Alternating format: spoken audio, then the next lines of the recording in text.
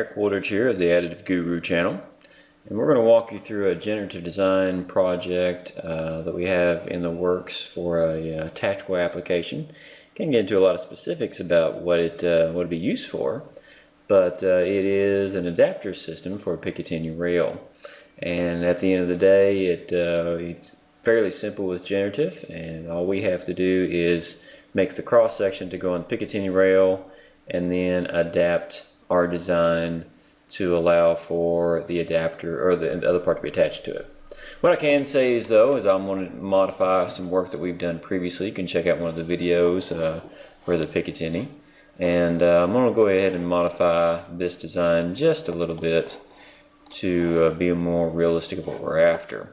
And we're going to pull some material out here. We're going to need a little bit more of a organic structure to our support system, and we're going to dip this down just a bit. All right. Yep. Okay. What we'll probably end up doing is designing in a hole right through here to actually get an attachment point. So that's be pretty easy. Change it to that shape, and then I'm going to change my extrusion here to a little bit longer. We're probably going to go around 40 millimeters in length. All right. And actually, probably not 30. I think 30 would probably do it just fine. There we go. And the next thing we're going to do is we're going to design in a hole from the top, or bottom, doesn't really matter. So I'm going to go ahead and click on this surface here, and I'm going to find a way to switch my view where I can lock onto some things that are important to me in this design. Basically finding a center point for all of this, because I want to put it in the center. So I'll go to Create, Project Include, Project, this edge. Looks like it got it all. And I'm going to hit that point to that point, thereby making this point a perfect location of the center. And we're going to go a diameter of 5. This is going to allow me to drill a hole right through the feature, extrude it. There we go. And then to help out things, I'll add a little chamfer into the top to give me a little drop space there. Okay. So I've got a ability to apply a set screw or some other feature to bind into the material that we're going to print out of and lock it into the Picatinny rail. So that's as far as I need to go with that particular aspect of it. Now it's about up to generative and working with what we have to do for our adapter. So the next thing I'm going to do is just create another sketch, and I'm just going to choose the surface of the part itself, and we're going to make the hole system. So the holes, we're dealing with a circle here. It is a hole pattern, so a circle here. There is I think it's a 4 pattern. Let me check the notes. Yeah, something like that. And then we apply a dimension to this. That's fine for the moment. We apply a dimension to this. That's fine for the moment. And then we apply a dimension to this. I think it'll be 5. And dimension all the way around. Click on this one. Enter. Here. Click it here. I could do this as a pattern, but there's only 4, so I can just click on these pretty fast and do that. Now if you want to, you can pause the video and catch up. If you haven't seen the creation of this first Picatinny cross section, go check out one of our earlier videos. They should be numbered accordingly. Alright, now as far as dimensions go for this whole pattern, we've got a 38 is our target here. Got pretty close to that. And 25 there. And you'll notice they didn't lock on. Not a problem, because I can always just go dimension here to here and set it to be that, and dimension from here to here and set it to be this. So we'll lock something in there. There's a chance that it could be shifted off. I could probably draw a construction line up and down, but I think it's going to be okay. Next thing I'm going to do is I'm going to add some offsets. Actually, I can probably just draw the other circles just as fast. So click there, click there. You'll notice that I don't worry about the dimensions really starting off with. I always come back to add the dimensions in, and I can do it from inside to inside. Good. That's fine. Inside to inside. That's fine. Here to here. And set it to that one. And then here to here. instead of that one. In hindsight, I might have been better off doing a pattern. Might have done it faster, but it's okay. And we'll set it to a wall thickness of 2.4. And we are good. So there's my feature. The only thing you'll notice is that I haven't located it from the object. I probably need to do that. So I will simply find a place to lock onto with this thing. The center should be a good place. Or the center of that if it'll let me. It will not. So I'm going to click until it does that. Switch to construction line. Draw a line straight up. It doesn't really matter what I do. I'm just using it to lock on to, if I can get to lock on to, there we go, to the top one. And it's supposed to be 47. Looks like everything moved with it, so we're good. Alright, so that's the horizontal distance off the feature. And this obviously can be changed. You'll notice that we don't have a vertical alignment yet, so I need to apply that as well. I will switch it to a little bit more pure front view and dimension from this point as well, and it's supposed to be this way, and I'm actually wrong. That doesn't mean that way, it needs to be the other direction. So again, here to here, and it looks like it needs to be, is it 62? Is there a correct height adjustment around the profile? Yeah, we're looking at a bottom rail adapter, so there's what we're after. Okay, so what I have is the holes in place, and they're located down to the right of the feature. And so now I am going to finish sketch and extrude them. Extrude that, that, that, and that, and they're going to be about 5. That's all I need. Actually, I pick it back. That's about 7. There we go. And I now have my features that are going to be the adapter points for the attachment. Now you may notice that it's perfectly aligned with the surface here. That's actually not the case. And so one more feature that I want to do, and I could have done this with an offset plane, but I can also do it just as easily by selecting the move tool and moving it out. So I'm going to hit modify this feature. So make sure it's set to bodies. Or components, maybe? Okay.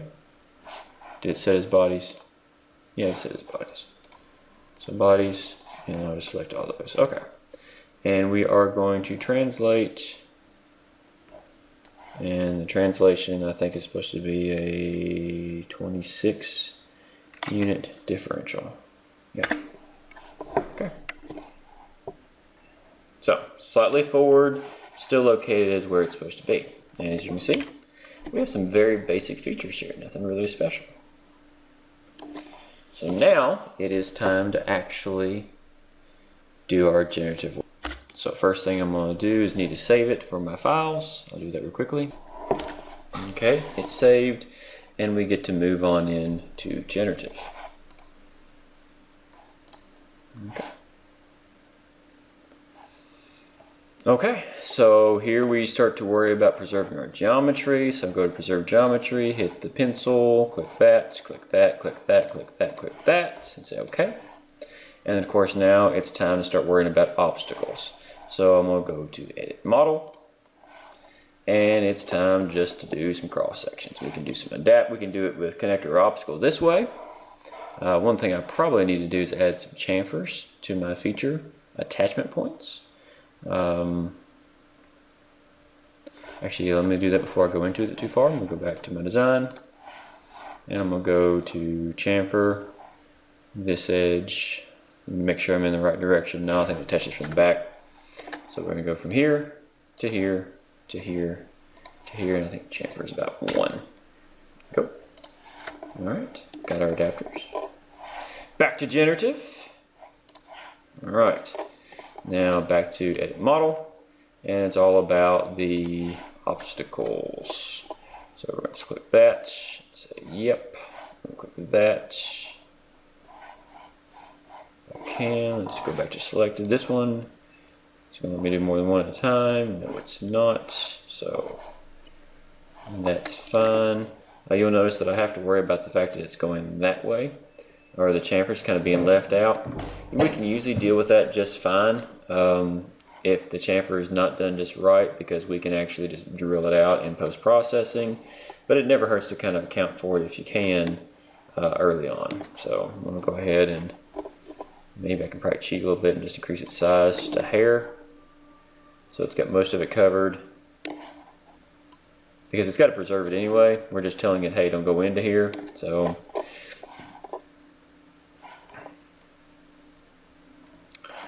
and that should, in fact, I can probably just cheat all the way and just make it come all the way out to the same object. And that'd be good. Yeah, that'd be fine. And then I can just try, I might be able to extrude faster than I'm doing the rest of this stuff.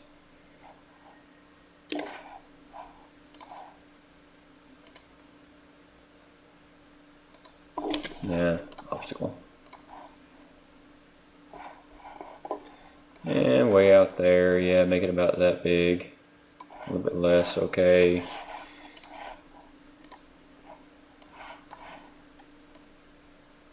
And clearly I don't want it to come to the inside either, so I'll have to do that. I'll have that in a second though. There, pull this out a little bit. There you go. Again, not worrying too much about the raw dimensions and those kind of features. Hit OK. And I'm going to need to let it know it cannot touch anything in this zone. So we're going to do a sketch. And I'm going to draw a straight line right across. Actually, I'm going to make a big box so it doesn't touch anything. We don't want it to touch anything in here. So I'm just going to make a nice big box here so it can't get any in this zone. Doesn't try to interfere with any of this. Might even pull it down some, just to make sure it doesn't get any ideas. Big O zone that it cannot touch. Sketch, extrude, and I'll make sure it goes that way. Actually, I'm going to make sure it goes symmetrical.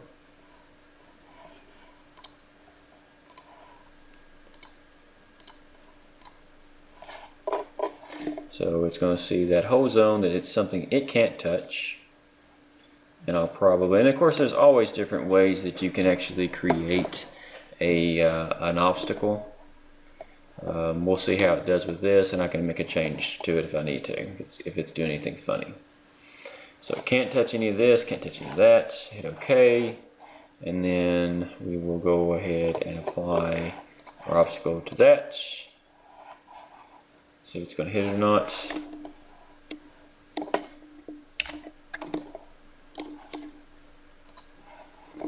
Yep. Pulling it up, pulling it out some. Maybe not that big. Okay. By the way, a quick little trick is just to hold down Control and 4 and Control 7 on your keyboard to switch it from wireframe to shaded. That's what I'm doing there. So if it starts to get into those zones, we'll come back and fix it. But I'm going to hit OK, and you see they're already set to red. I'm going to say object geometry, obstacle to geometry, click it, and select this one too. And I missed, edit, 1, 2, and there we go. The other thing I definitely need to do is need to make sure it doesn't touch any of this area. So I'm going to go back into edit my model, click on this surface right here, and I've got to make a nice big thing so it doesn't get any crazy ideas. There we go. Finish sketch and extrude it. That too. And pull it all over this way. New body.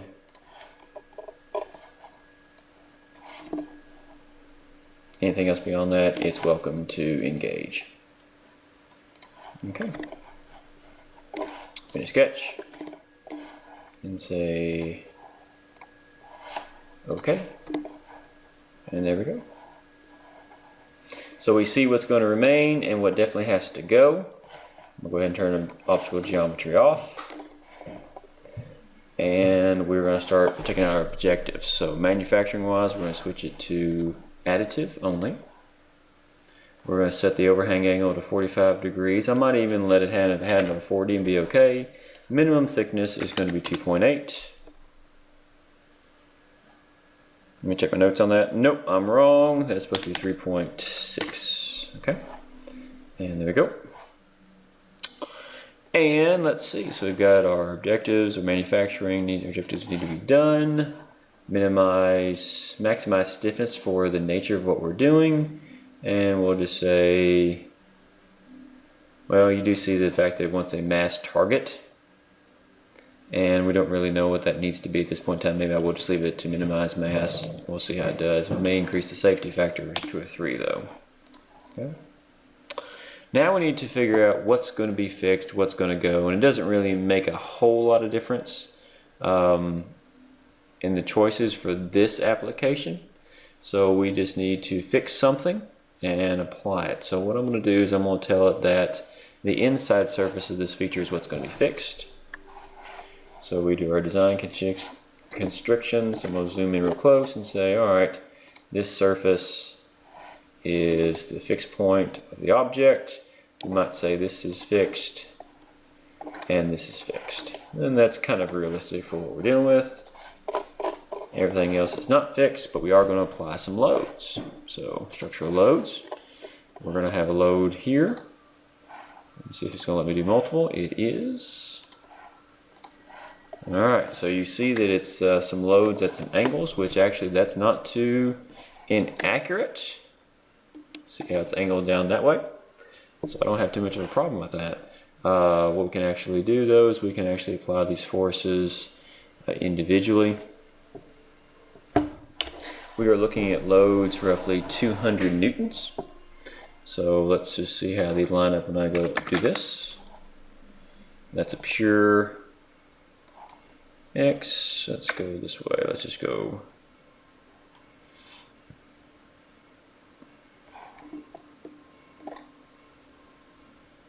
Well, actually, I'm misinterpreting that because we're going to have to break it down just a little bit. Each one is prying some of that load. So we're going to just go 100 and a little bit more like 50 and 50 here for each one of those. Make sure I get the right direction. That is, that actually works because it's upside down. Okay, so I can do a 50 by 50 here using it on a vector. And that's going to be pretty realistic to what we're dealing with. That is 50 at each point, right? So that is a total load capacity of 200, but it's actually 200 in 2 different directions. So we're going to see how this pans out a little bit. We may have to make some changes based on the quick results in case it doesn't converge. Okay, so what do we know? We have everything except for materials. So hit that. And we're not going to use aluminum, we're going to use some plastic, and it's not going to be just from the additive, it's going to be the material library. And let's get our plastic out here.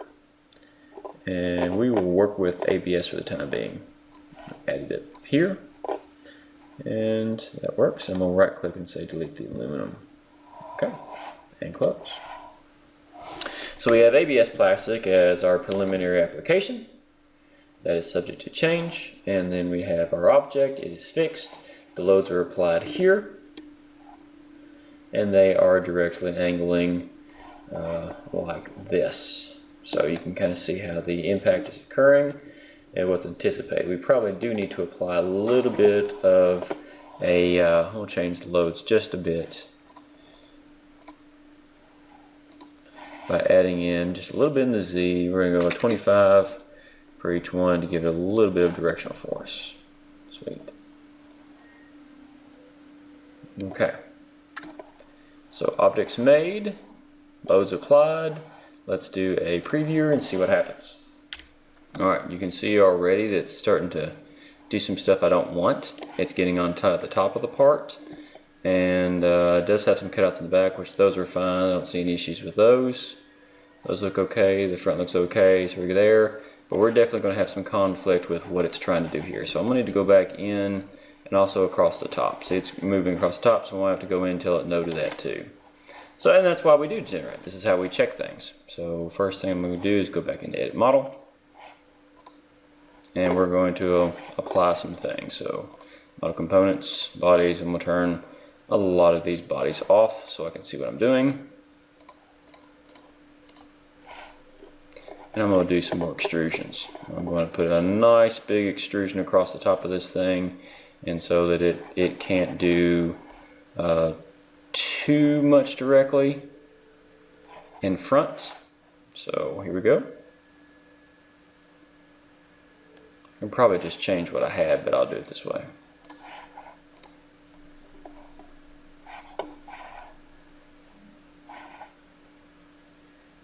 Actually, we can do it real easy. I just realized that we can just hit finish sketch, say extrude, and I'm going to take that surface out as well. Make sure it doesn't do a join. It's going to be a new body. And say OK. And the same thing on the back. We can't let it come straight out.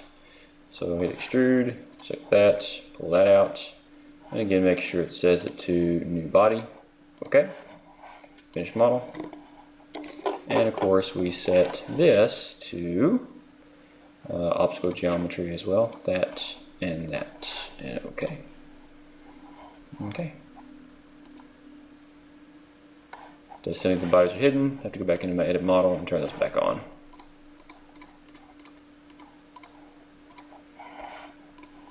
Okay.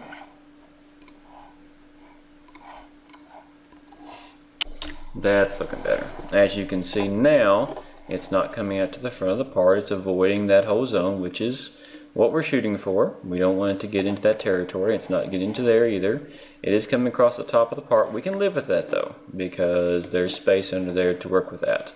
So as it expands out, that's fine. As long as it's not getting into this area too much and it's staying out that way, you can see we might need to push it out just a little bit further to this side, because I don't really like the way it's kind of encroaching on that space. There we go. All right. So I'm going to go back into my edit model. Yes, I want to continue. And I'm going to change this original cross section here. I'm going to move it out a little bit closer to my features, so it knows not to get into that territory. That's about as far as I want it to be, close to that. Finish sketch. There we go. And we would generate previewer one more time.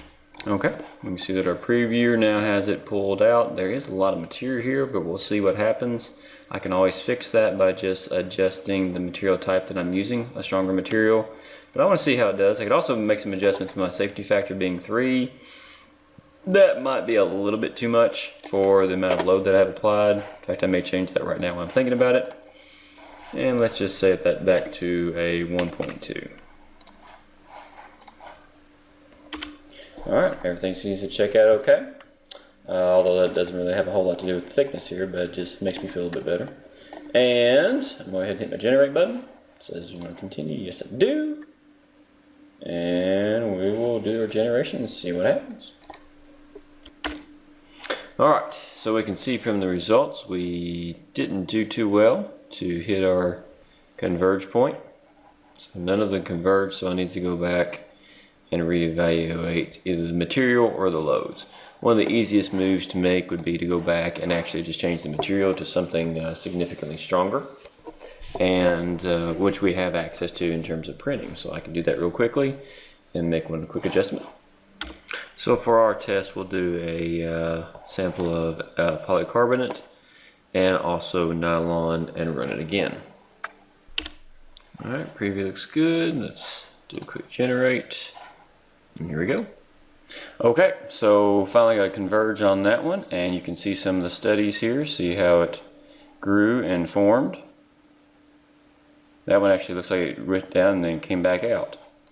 We need to get some convergence. We have to check, this is the polycarbonate. And that's pretty interesting. Notice how thin it gets right there for the bracing.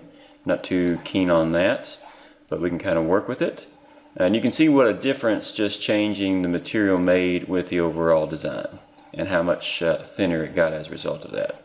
but pretty unique process. Now the problem that you run into when you start throwing multiple materials at it into the study is that it just takes longer typically, and also you have to sort through a lot more.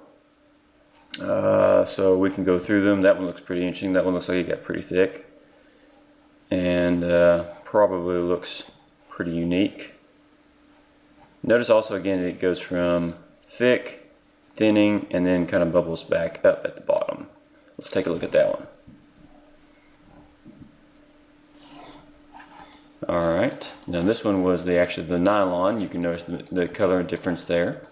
And it has a very unique signature in that respect.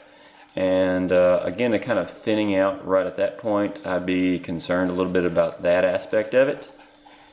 But we definitely made a major difference in the design by switching to the different materials other than just ABS. So anyway, that worked out pretty well. You can run through that process on your own, kind of decide which feature you like best, and to tweak it, don't forget you don't actually have to select the last converged version. You can always switch back a few stages, a few iterations, and choose one that's the best fit for you. And you could go back into design and change some of the loads as well if you've kind of followed along. We will probably do that. We'll probably tweak the safety factor up just a little bit more since we changed material and see how that works out.